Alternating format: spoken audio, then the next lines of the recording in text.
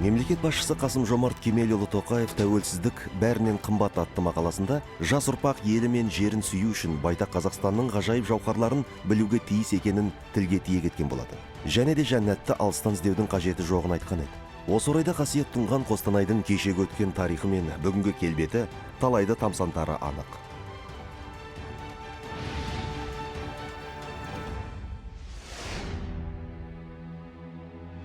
Қостанай тамыры тереңде жатқан өзіндік рухани мәдени келбеті қалыптасқан аймақ. Шежіресі ерлікке, тылсым құпияға сырға толы мекен. Көз жетпес көсіліп жатқан жазиралы дала. Аспанда ақ сабының көбігіндей ақ бұлттары, жөңкіле көшкен осынау мекеннің сіз бен бізге айтары мол. Қазақтың ауызша тарихын зерттеп жүрген ғұлама біздің ағаларымыздың бірі Ақселеу Сейдімбековтың күмбір күмбездер деген кітабы бар. Сол күмбез кітабында Ақселеу айтады, Қостанайдың атауы мына Асан Қайғының бәйбішесі Тана деген кісі болған әжеміз. Ол кісінің бейіті Ақ бейіт деп аталады, Ұлытауда жатыр. Торғаймен шектесетін жерде. Сол Тананың құрметіне қойылған Тана және Тана есімді егіз қыз қос танамай деп жылап отырған жаңа кемпірдің сөзінен кейін Қостанай аты Қостанай аталып кеткен дейді.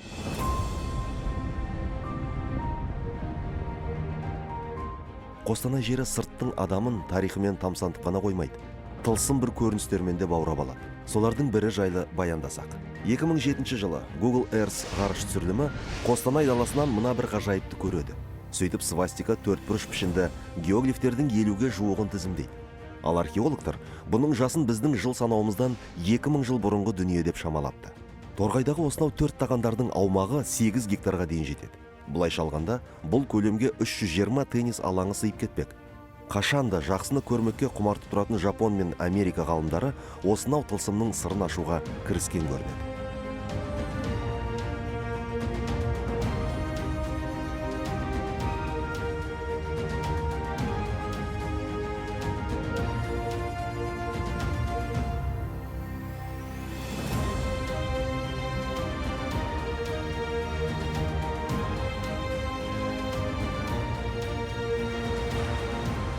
Машина жасау Қостанай экономикасының қуатты саласы, ал оның локомотиві Сарыарқа автопром. Кәсіпорын қазір Kia, Jack, Chevrolet, Renault, Lada маркалы автомобильдер шығарады.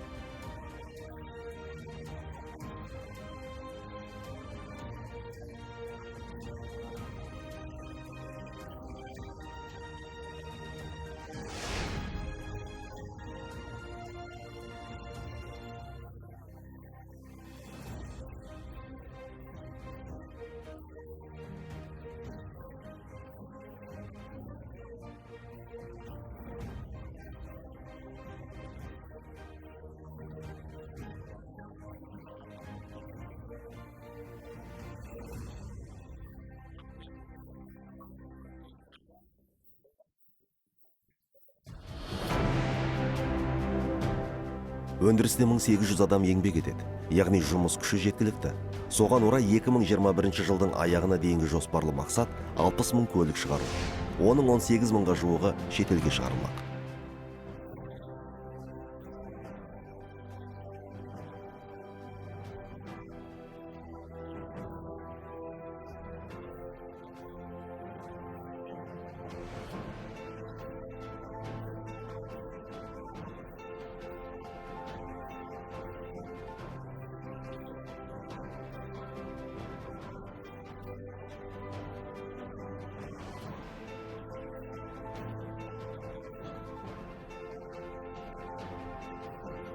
Машина жасауда қазақстандық брендке айналған және бір өндіріс орны Агромаш Холдинг KZ.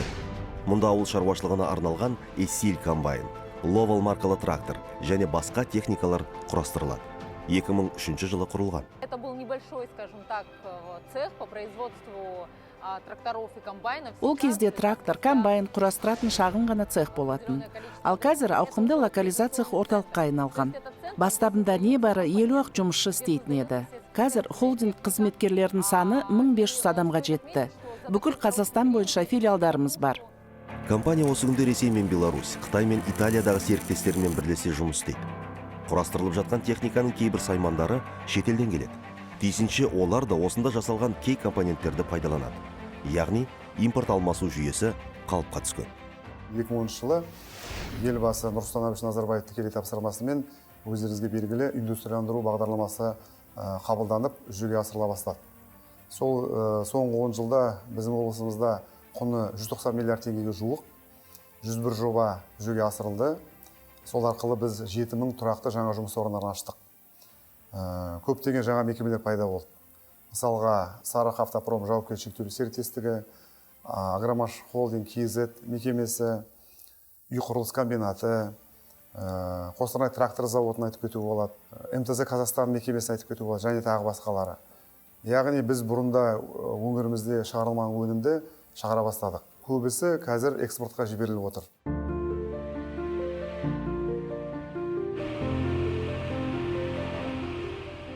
Қостанай өңіріндегі егін шаруашылығы әйгілі Албар бөгеттен басталады. Өткен ғасырдың 20 жылдары Руы Қыпшақ Айсан Нұрмағанбетов деген азаматтың бас болуымен Қабырға өзенін арнасынан бұрып, Қостанай өңірінің ен даласын айдынды суға айналдырады. Содан кейін-ақ байырғы малшы қауым кетпенді диқанға айналған. Албар бөгет әлі күнге сол төңіректегі ел игілігіне жарап тұр. Күн шыға жұмыс басында боламыз. Біреулер ат, біреулер өгіз, тіпті ештеңесі жоқтар сиырларын жегіп келіп жүрді.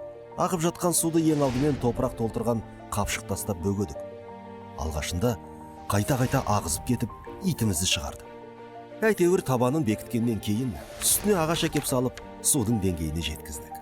Бәрін басқарып жүрген Дүйсеннің өзі.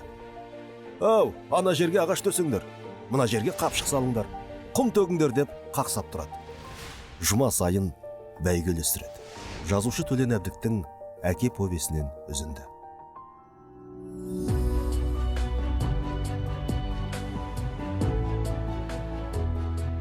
Ұлан-ғайыр астық алқабы Қостанай облысында 5,2 миллион гектар егістіктің 4,1 миллионына бидай мен бидай бұршақты дақылдар егіледі.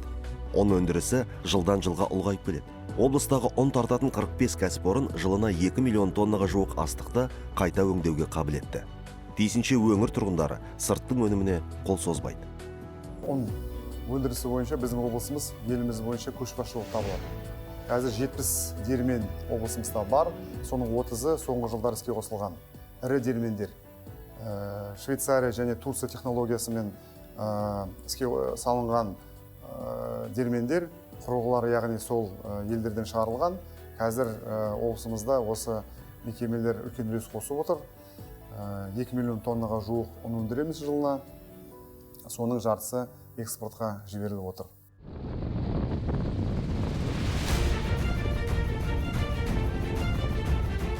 Қостанай облысында соңғы жылдары құрылыс жұмыстары қарқын алған. Тұрғын үй, мектеп, жол, спорттық нысандар дейсіз бе, қай-қайсысы да қыз-қыз қайнап жатыр. Солардың бірі Алюминий строй жауапкершілігі шектеулі серіктестігінің еңбегі орасан. Шағын ауылдардың көпірін оңдап, жолын жөндейді. Мектеп пен балабақша салады, елді мекендерге ауыз су тартады. Сондай-ақ 1000 адам жұмыс істейтін серіктестікке мал бордақылап, егістікпен айналысу да жат кәсіп емес. 3 года назад начали заниматься мы. Дегенмен ол бордақылау алаңын салғаннан кейінгі жұмысты жалғастырып, жем-шөп базасы қажет болды. Біз түрік компаниясымен келісім жасастық, элеватор салдық. Сондай-ақ 15 тоннаға қайта өңделген құрама жем зауыты салынды. Жақында біз оны өндіріске қосамыз. Осылайша еліміздің тәуелсіздігінің арқасында біршама табысқа қол жеткізіп, ашық түрде жұмыс істеп жатырмыз. Қазіргі сәтте біздің өнімдеріміз, мәселен торғай ет өнімдерін елордаға жеткізіп отырмыз. Облыс орталығындағы аудандарға шығарып жұмыс істеп жатырмыз. Бұйыртса, уақыт өте келе бордақылау базасы ашылғаннан кейін кәсіпорынымыз бұдан да үлкен көлемде жұмыс істейтін болады. Ежелден малға жайлы Торғай ауданы облысты барынша ет өнімдерімен қамтамасыз етіп отыр. Осында 2018 жылы Торғай ет комбинаты іске қосылған болатын. Зауыт өнімдері төңіректегі Жарғайың, Жангелдин, Амангелді аудандарынан бөлек Қостанай, Нұрсұлтан, Қарағанды, Көкшетау қалаларына жөнелтіледі. Ет комбинаты жалпы қуаттылығы 3000 тонна жылына дайын продукция шығарылады. Қазір ет комбинатында 42 адам жұмыс істейді. Бүгінде жалпы енді күш қуаты толық іске қосылғанда, сонда 100-ден аса адам жұмыс істейді комбинатта. Біздің жаңағы ет өндіру комбинатының бренді ол Торғай ет деген атымен нарыққа шығады. Шұжықтың негізі бізде 30 түрі шығарылады, консервінің 6 түрі негізінде шығарылады. Серіктестік былтыр 912 бас мүйізді ірі қара, 223 жылқы және 390 ұсақ мал сатып алып, 394.745 тонна ет өндірген. Оған тағы 185,6 тонна құс етін қосасыз. Алайда үздіксіз өнім өндіру үшін шикізатта тоқтаусыз келіп тұру керек. Сол себепті сойыс малын енді өздері бордақылауды қолға алып жатыр. Біз қазір мал бордақылау алаңын салып жатырмыз. Жаңағы 2,5 бас репродуктор дейді, екінші жаңа 5,000 бас өзіміздің тұқымымыздың ірі қара малдардың бордақылау алаңын салып жатырмыз. Ол алаң биыл іске қосамыз деп жатырмыз.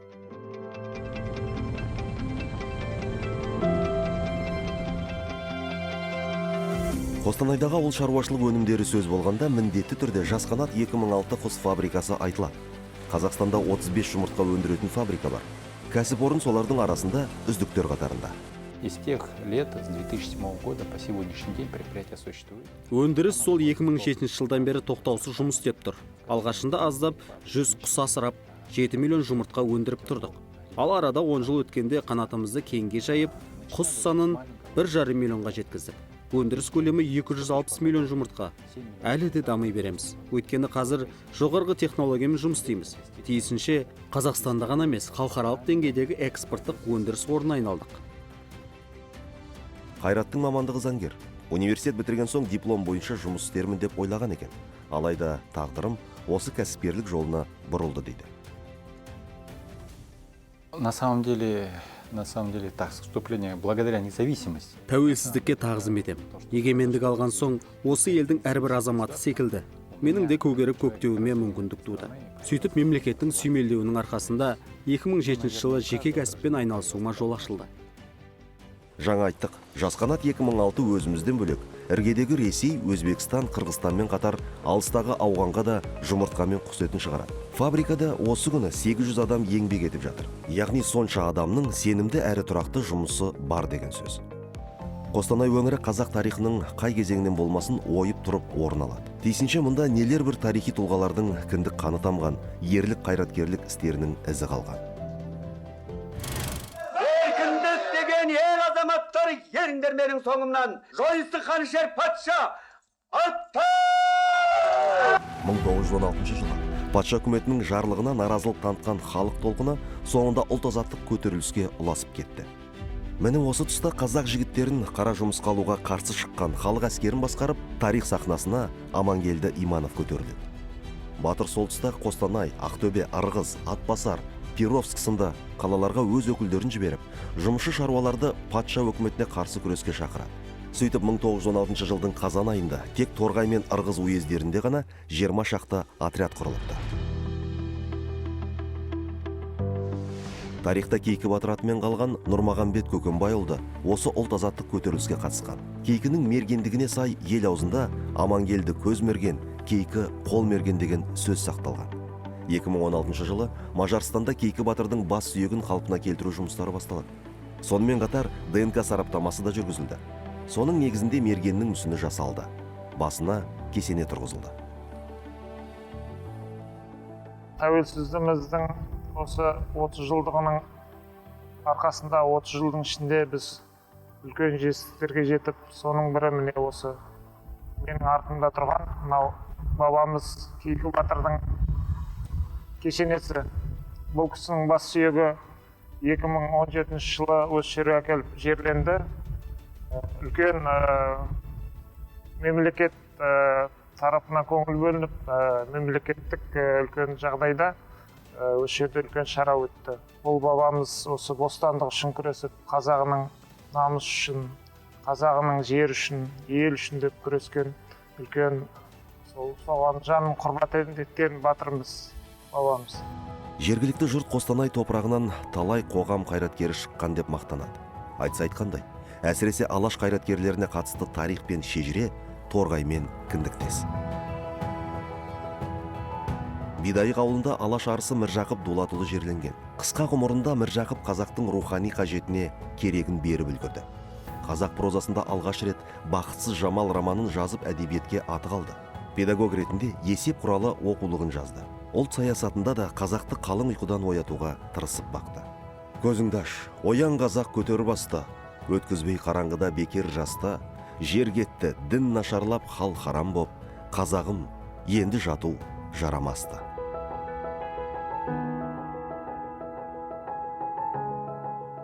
Кезінде барша алашқа ұран болған 4 жол өлең осы күні Міржақыптың құлпытасына қашалып жазылған.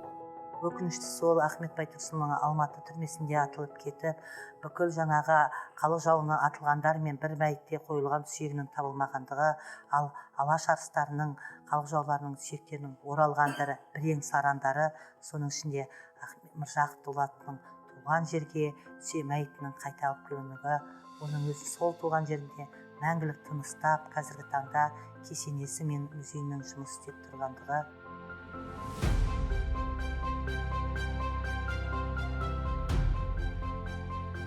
Торғайдағы Ақкөл ауылына арнайы барған кісі Жолай Мәшен қыстағына аялдар еді. Өйткені бұл жерде 1872 жылдың 5 қыркүйегінде алаштың рухани көсемі Ахмет Байтұрсынұлы дүниеге келген. Кіндік қаны тамған Ахметтің үйінің сақталып қалуы, ол да болашақ үшін, келер ұрпақ үшін өте құнды дүние деп ойлаймын өзімнің. Бұл ерден біздің патриоттық сезім елжандылықтар ешқашанда төмендемей, тарихтың өткен сайын шежірелері толыға түседі деп ойлаймын. 19 жастағы Ыбырай Алтынсарин 1860 жылы Орынбор облыстық басқармасына үсті-үстіне хат жолдап, ақыры қазақ балалары үшін бастауыш мектеп ашуға рұқсат алады. Мектеп құрылысына 600 шақырым жердегі Аманқарағайдан Бөрене тасылады. Тағы қаншама машақатты еңбектен кейін 1864 жылы 8 қаңтар күні Торғайда Ыбырай Алтынсарин мектебі ашылады. Сол күні 14 қазақ баласы алғаш рет партаға отырыпты. Ыбырай Алтынсарин туралы біз осы уақытқа дейін орыстың көзімен, Европаның көзімен қарап келдік. Шын мәнінде Герцен пробудил Европу деген сөзді біз Герцен колоколмен Европаны оятса, Ыбырай Алтынсарин өзінің таза бұлақ деген әңгімесінде айтқандай, ол даланың таза бұлағы болды, даланың мөлдір бұлағы болды. Сол мөлдір бұлақтан академикте, министрде, шопанда, диқанда су ішті. Балалар бұл жол басы даналықта, келіңдер ұстап байқап қаралықта, даналық өшпес жарық, кетпес байлық жүріңдер, іздеп тауып аналықта деп балаларды оқуға шақыруының өзінде үлкен мән екендігі. Ыбырайдың шам шырағының жанғандығы сол 2 кластық орыс қазақ мектебінің түлектері бүгінгі әлем танып, түркі әлемінің мақтанышы алаш әлгі болған Ахмет Байтұрсынұлы мен Міржақып Дулатұлдары осы мектептің шәкірттері. Торғайда 7 гектар жерді алатын туристік кешен салынып жатыр. Онда әлемнің 7 кереметінің 3 есе кішірейтілген моделі бой көтереді. Айталық, Тәжмақалдың биіктігі 75 метр болса, Қостанай облысына барып 25 метрлік нұсқасын тамашалайсыз. Әлемдік өркениет саналатын Сақ моншасы салынады. Мысыр пирамидасы, майялардың Чеченица ғибадатханасы. Сәтін салса, нелер бір кереметке куә боласыз. 35 метрлік биік естелік қабырға тұрғызылады. Сөйтіп ол жерге ел үшін еңбек еткен тарихи тұлғалар мен өзге елдерде билік құрып, сол жақта жерленген бабаларымыздың қабірінен әкелген бір уыс топырақ сақталады. Өзімнің бұрын туған ауылым Әмангелді районы, бұрынғы Торғай облысы, қазір Қостанай облысы. Сонда балдарға деп арнайы жабық бассейн салып бердім. Туған жерімізге деген көмек ретінде. Екінші құрылыс бұл туристік орталық, кіші туристік орталық. Әмангелді ауданның орталығында. Төңірегі су бұрқақ, бассейндермен көмкөріліп, Жапон және ағылшын бағы жайқалып тұратын туристік хаб өңірдің туризм саласын дамытып, ауданның әлеуметтік экономикалық жағдайын жақсартуға сеп болмақ.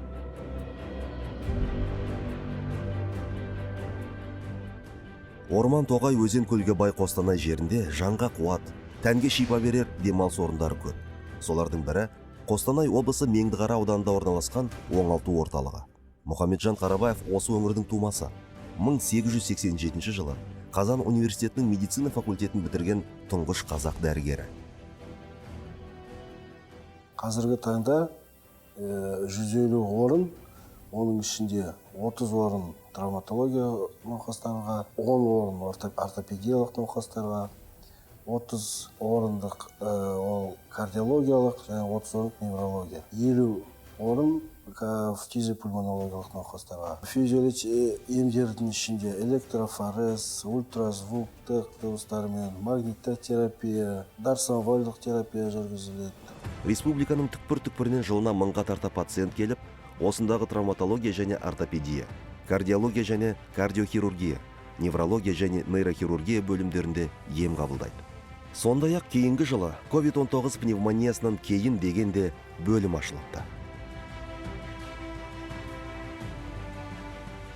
Қарағайлы қайыңды ара-қарағай орман алқабында, минералды тұзды көл жағасында Сосновый Бор санаторийі тұр. Мұндағы емдік қасиеттің төресі саф ауа.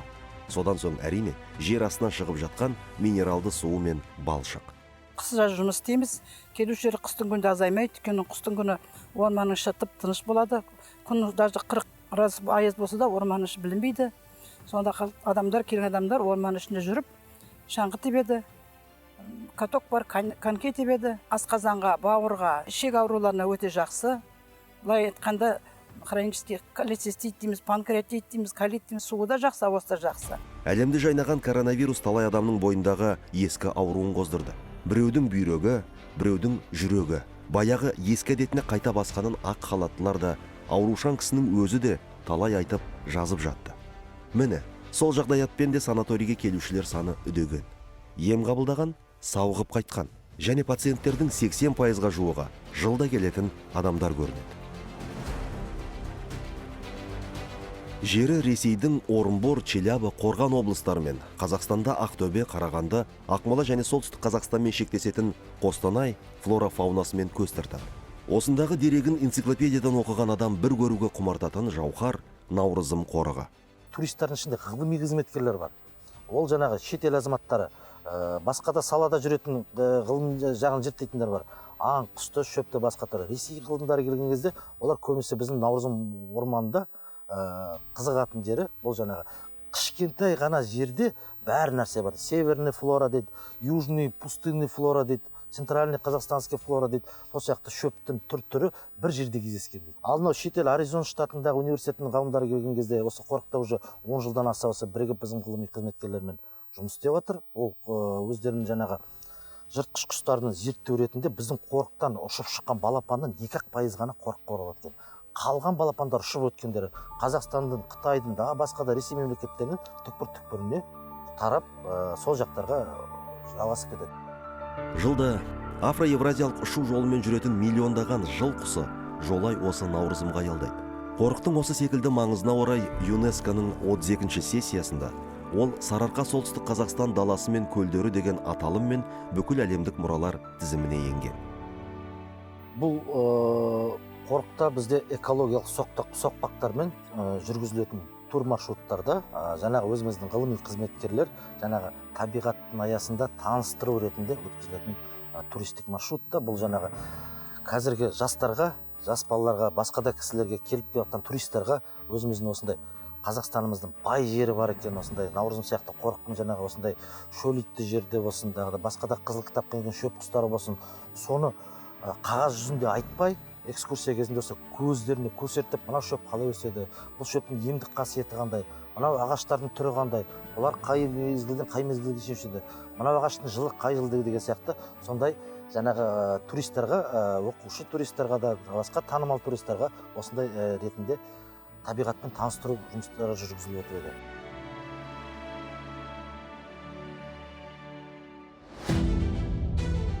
Тәуелсіздіктің 30 жылдығы мерекесі қарсаңында Қостанай облысында алғашқы жел электр станциясы салынды. Ыбырай деп аталады. Иә, кәдімгі ұлы ағартушы Ыбырай Алтынсарин атындағы станция. 26,3 миллиард теңгенің жобасы. Сәтін салса жыл сайын 179 миллион киловатт сағаттан аса электр энергиясын өндіреді деп жоспарланып отыр.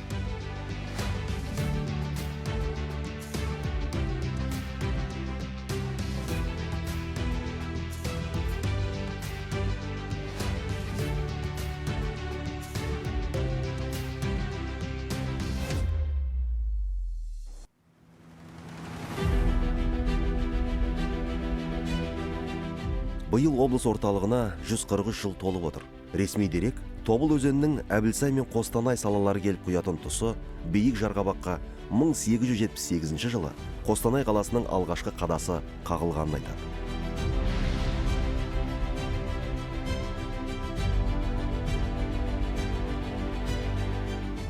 Қостанай қаласындағы алғашқы құрылыстардың бірі осы Ақмешіт. Қазіргі атауы Марал Ишан мешіті. Мешіт мұнарасында алғаш 1893 жылы азан шақырылған. Сол заманда бір жолда 1000 адам қатар тұрып намазға жығылатын. Марал Ишан Құрманұлы 19 ғасырда өмір сүрген тұлға. Туған жері Солтүстік Қазақстан облысы. Бірақ Қызылорда облысы Қармақшы ауданы Жосалы деген жерден топырақ бұйырған. Сол замандағы оқымыстылар секілді Марал Ишан да Бұқарада білім алады. Ал сыр өңіріндегі өмірі ағартушылық пен отарлауға қарсы күреспен өткен. Еліміз тәуелсіздік алған 30 жылда Қостанайдың келбеті адам танымастай өзгеріп, аумағы да кеңей түскен. Наурыз, Жаңақала, Алтын Арман сынды шағын аудандар бой көтерген. Қазір Әуежай, Юбилейный, Қонай және Береке шағын аудандары салынып жатыр. Жыл басынан бері 1724 пәтер кілті табысталған. Жыл соңына дейін тағы 449 000 шаршы метр тұрғын үйдің құрылысы аяқталады. Жыл сайын Қостанай қаласында, Рудный қаласында, басқа да елді мекендерде, аудан орталықтарында тұрғын үй құрылысы қарқынды жүріп жатыр. Биылғы жылдың өзінде біз 45 миллиард теңге инвестиция тартып отырмыз тұрғын үй құрылысына. Отбасы банкінде жаңағы салымшылардың саны өсіп келе жатыр.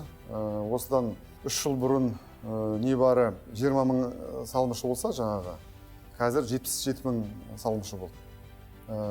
Депозиттік жаңағы көрсеткіштерде, несиелік жаңағы көрсеткіштерде артып келе жатыр. Біздің жаңағы басты жұмысымыз қазір халыққа қолжетімді баспананы жаңағы салып, халықтың игілігіне тапсыру. Жеке құрылысшылар да өз үлестерін қосып жатыр. Олар да жаңағы жеке мекемелерді іске қосып, ең басты жаңағы құрылыс материалдарын қымбаттатпау. Сол осы бағытта жұмысты біз қолға алуымыз керек. 2012 года, когда начались государственные программы, особенно Нұрлы жол, Нұрлы жер. 2012 жылдан Нұрлы жер, Нұрлы жол сынды мемлекеттік бағдарламалар басталды. Соны біз белсенді түрде қолданып өзіміздің жеке индустриялық базамызды жасақтадық. Өз кірпіш, темір бетон, қиыршық тас шығаратын зауыттарымыз бар. Салып жатқан құрылыстарымыздағы материалдардың 80% өзімізден. Қазір міне Қостанайдың солтүстік батыс аумағында тұрмыз. Бұл бұрынғы әуежайдың территориясы. 2014 жылы осы жерден жаңа 2 шағын аудан бой көтерді. Қазір 3-сінің құрылысы жүруде. Облыс орталығында шағын аудан көбейді деген сөз, бала саны да артып келеді деген сөз. Демек, мектеп мәселесін шешу үшін биыл қазынадан 127,1 миллиард теңге бөлінген. Былтырғыдан 10,2% артық қаражат. Соның есебінен Қонай, Береке шағын аудандарында 900 және 980 орындық жалпы білім беретін мектеп салынып жатыр. Мұндай берекелістен алыс аудандар да құрғалмақ емес. Айталық Қарабалық ауданында мемлекеттік тілде білім беретін 320 орындық. Қарасу ауданында да тап осындай 320 орындық мектептің құрылысы аяқталған. Тәуелсіз 30 жылда ашылған тарихи мәдени ескерткіштер Қостанайдың сәулетіне көрік қоса түскен. Қаланың қақ ортасына қойылған Ахмет Байтұрсынұлының ескерткіші өткен жылы ұлы ағартушы Ыбырай Алтынсаринге, атақты еңбек ері Кәмшат Дөненбаеваға қойылған ескерткіштер. Тәуелсіздіктің 30 жылдығына арналған жағалау мен орталық алаң. Қай-қайсысы да қаланың байырғы келбетімен астасып жатыр. Биыл шаһардағы 65 көше жөндеуден өткен. Қостанайдың жастары жиі бас сұғатын орынның бірі жастар сарайы. Мұнда жастардың ресурстық орталығы, түрлі үйірмелер жұмыс істеп тұр. 2019 жылы пайдалануға берілген ғимаратта облыстық маңыздағы бас қосулардан бөлек республикалық және халықаралық деңгейдегі жиындар өткізіліп келеді. Бүгінде жастар сарайында Елубай Өмірзақов атындағы облыстық филармония ұжымы да жұмыс істеп жатыр. 1000 адамдық үлкен залда қойылатын концерттер мен мерекелік шаралар Қостанай жұртшылығының көзайымына айналған. Қостанай облысында соңғы жылдары спорт саласы қарқын алған. Олай болатыны қолдау күшті. Айталық, Жетіқара қаласында бұрын соңды болмаған дене шынықтыру сауықтыру кешені бой көтерді. Мұнда бір мезгілде 300 адам қалаған спортымен айналысады.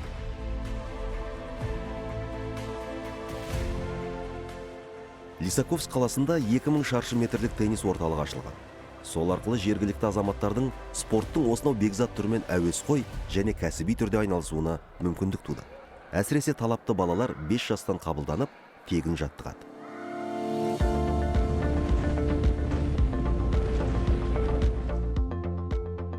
Рудный қаласындағы Горняк хоккей клубы 2003-2004 жылғы маусымда жоғарғы лигада Қазақстан чемпионатының күміс жүлдегері. Ресейде өткен біріншіліктің А тобы бойынша 3 мәрте бірінші орын иеленген. Және 2 мәрте Қазақстан Республикасы кубогының иегері. Осы Рудный қаласында 2007 жылы Қазақстанның Аят мини-футбол клубы құрылған болатын. Содан бері тек биіктен көрініп жүрген клуб ойыншылары Қазақстан чемпионатының 3 мәрте финалисі, 5 рет қола жүлдегер атанған. Да, в целом в регионе, да, у нас футбол очень сильно развит.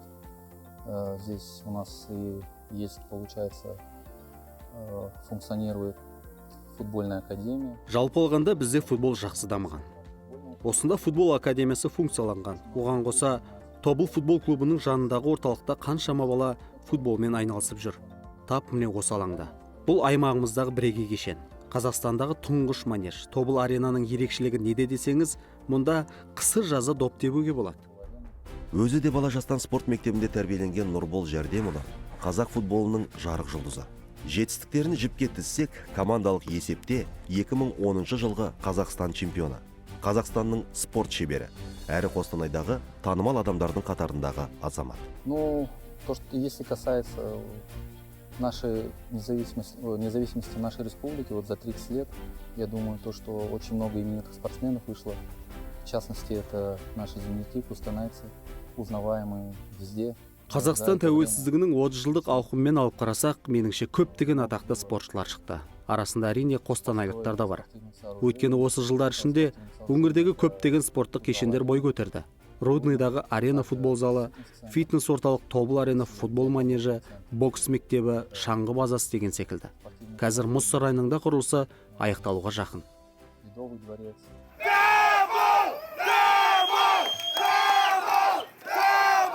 Қазан айының соңғы күндері қостанайлықтар бөркін аспанға атты. Өткені тап сол сәтте футболдан Қазақстан премьер-лигасының 30-шы маусымы мәресіне жеткен. Және аталмыш доп додасындағы бас жүлдені Қостанайдың Тобыл командасы қанжығаға байлады. 8 ай бойы жанкүйерлердің тағатын тауысқан осынау аламанның осындай жеңіспен аяқталуы өңірдің спорттағы 10 қадамын аңғартып, беделіне бедел қоса түскендей. Тәжірибе жинадық. Келесі жылы, енді 2022 жылы жеңімпаздар лигасына қатысады. Лига чемпионов. Қазақстанды сол Тобыл футбол клубы Қазақстанның атынан ойын көрсетеді. Сол турнирде. Соған дайындалу керек. Енді оған да қазір демеушілер дайындалып жатыр. Көмектеседі. О жағынан біздер де көмектесеміз. Соған енді біздің басты мақсатымыз командамызды сол турнирге дайындау. Енді оларды енді былай айтқанда ең басты мақсат емес. Ең басты мақсат былай айтқанда футболды бұқаралық түрде дамыту. Соның ішінде балалар. Қазір енді спорттық мектептегі балалар бар. Жаңағы айтып кеттім ғой, мемлекеттік тапсырыс арқылы жаңағы балалар футболмен былай айтқанда шұғылданып жатыр. Солардың санын өсіру. Бұқаралық түрде дамыту. Сол Тобыл жеңімпаз болғаннан кейін қазір балалар қызығушылық танытып жатыр. Сол футболға біз барамыз, футболмен шұғылданамыз. Біріншіден ол енді спортшы болмаса да енді, бірақ өзінің жаңағы біріншіден салауатты өмір, денсаулығын өзінің жақсы деңгейде жаңағы былай айтқанда ұстау, салауатты жаңағы өмірді дамыту, сол біздің басты мақсатымыз. Талай тарихтың ізі қалған, талай жақсыны дүниеге әкелген киелі мекен, қасиетті топырақ. Кең байтақ қазақ даласының алтын алқасындай болған тарихы бай, қасиетті Қостанай облысының алған асуы мен алдағы мүмкіндігі жайында осылай деп толғауға болатындай.